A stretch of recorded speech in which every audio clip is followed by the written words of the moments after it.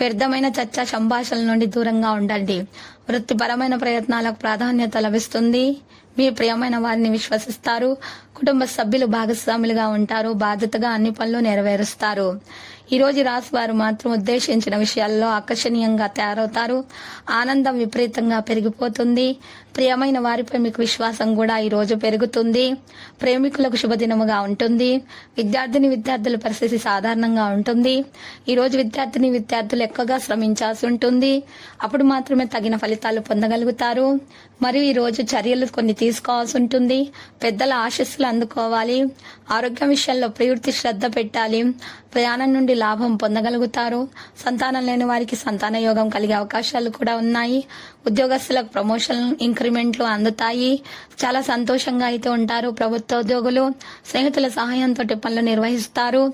ఈ రోజు ఈ రాశి వారు చేపట్టిన ప్రతి పనిలో కూడా సఫలీకృతమవుతారు. తొందరపాటు వల్ల చేసిన పనులు మాత్రము చెడిపోయే అవకాశాలు ఉన్నాయి. లక్కీ సంఖ్య 31. లక్కీ కలర్ అయితే నేవీ బ్లూ. పరిహారములో మరి ఈ రోజు రాశి వారు మాత్రము రామాలయాన్ని దర్శించాలి. శ్రీ రామనామ స్మరణము చేస్తూనే ఉండాలి. శుభప్రదంగా అయితే ఉంటుంది.